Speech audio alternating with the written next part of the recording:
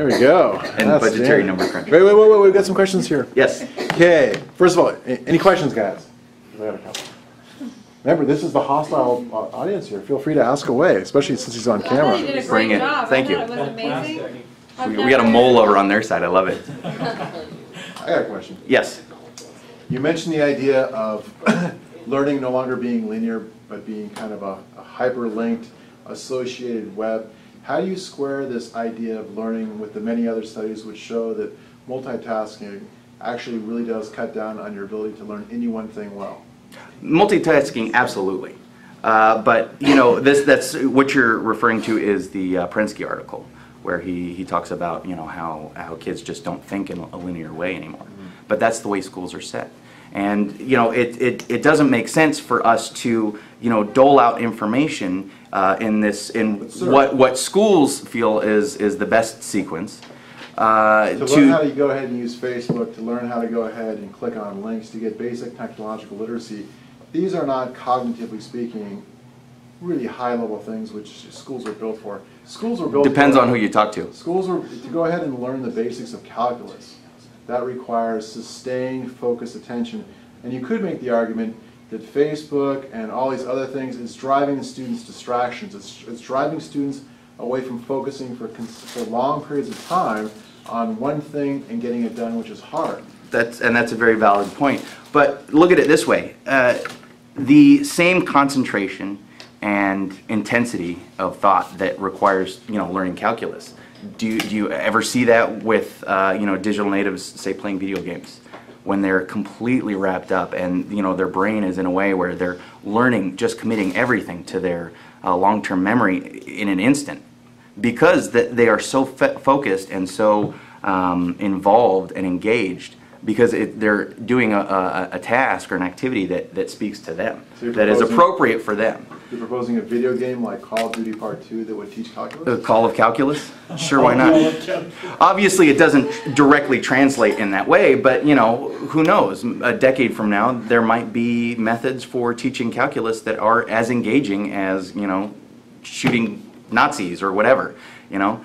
So it's hard now to say, okay, well, you know, you've got a video game and you've got and I'm trying to teach math. Let's put the math in the video game. It doesn't work that easily.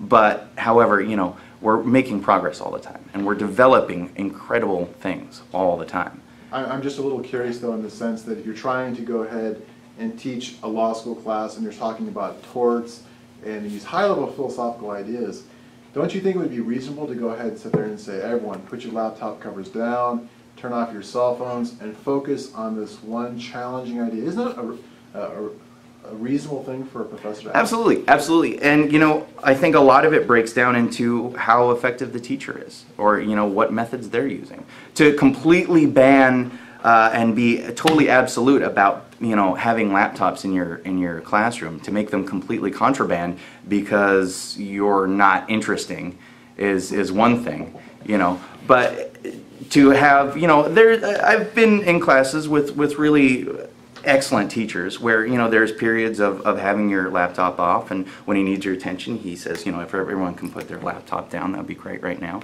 So it's a matter of effectively managing your classroom, of being engaging, and allowing students to, you know, if you're making a point, to have them say, okay, now would be an appropriate time for me to, you know, I'm really interested in this. What other sources can I find? What other opinions and insights can I find on what this person is talking about? Are we talking about technology or pedagogy or both?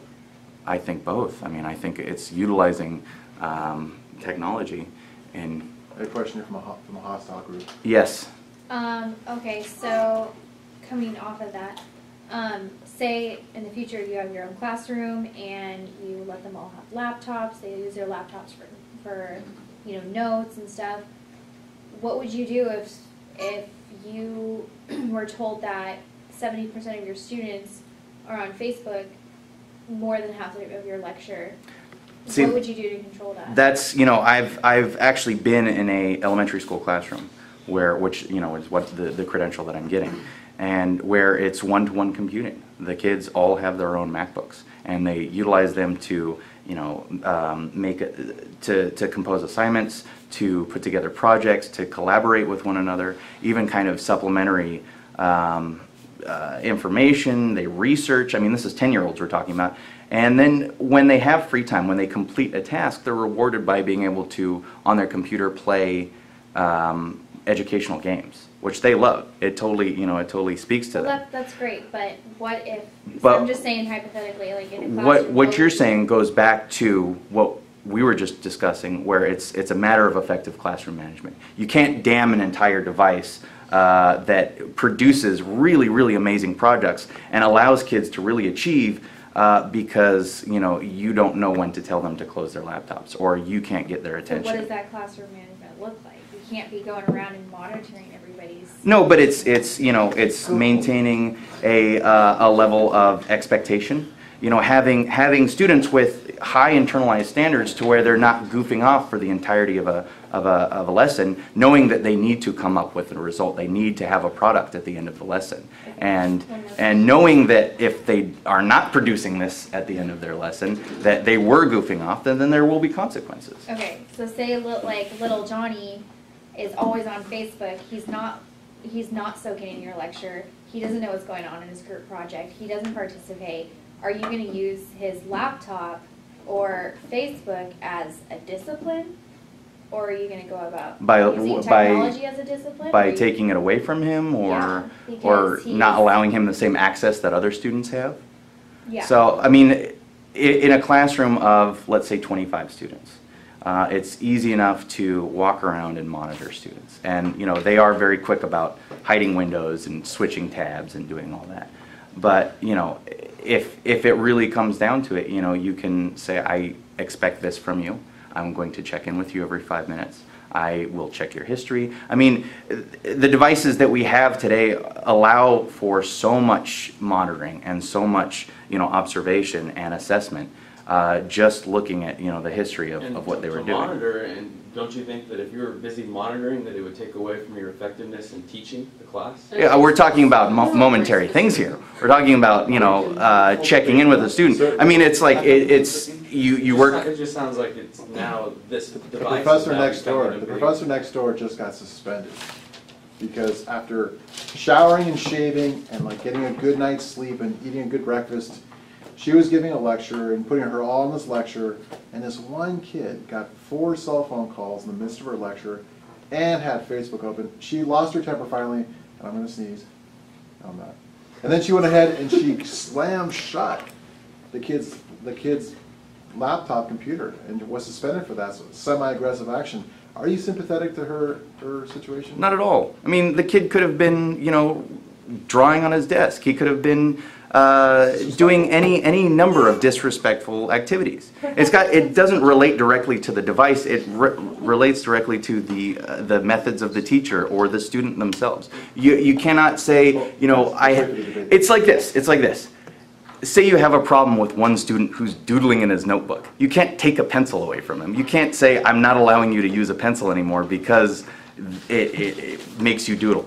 It's not this equals this. It's not the device causes the problem. It's the student, or it's the ineffectiveness of the teacher. I mean, it doesn't cause car accidents. Oh, it absolutely does. But it's the people using it. It's like the old, what's the old idiom? Yes, guns don't kill people, people kill people. Guns. So, yes, exactly. So it's like, I mean, can you ban an entire thing because it has the means to cause a problem? Does that make sense? Does that, I mean, what about reading books, If one kid is really into his reading book and he's reading it when he should be doing his math, do you take it away from him? Do you say you're not allowed to participate in the lit portion of the class day because you were reading during math? No, you find means for making things work. So going the route of completely constricting a singular device because it might cause a problem is asinine. Okay, let's wait. I just had clarification last question. on one thing. I said asinine. That's what I said. Is that what you're asking? No? Yeah, Okay. no. Yeah. In regards to ADHD, were you saying that it's risen because of technology use? I'm saying that in Ken Robinson's lecture, he talks about how kids are incredibly overstimulated. and how they've got video games and the internet, and he goes on, he even says advertising that's just incredibly infiltrates every dynamic of someone's life. He says these things are way overstimulating for kids. So they come into class, and of course, the teacher standing up in front of the chalkboard or making them read, okay, now stop what you're doing, read this chapter, and fill out this worksheet. All of a sudden, that's not interesting to a kid. Go figure. So because of this, they're saying, oh, he's got ADHD. Oh, this person's got ADHD. They're saying this rise is directly related to all the outside stimuli that kids have to deal with on a daily basis. And it's not fair saying just because of who they are that they've got this disorder and they should be medicated. It's I think a large part of the education system's fault for not keeping up with virtually every other dynamic of kids' lives. All right, everyone, let's hear applause and boos. Boo! There you go. Well done.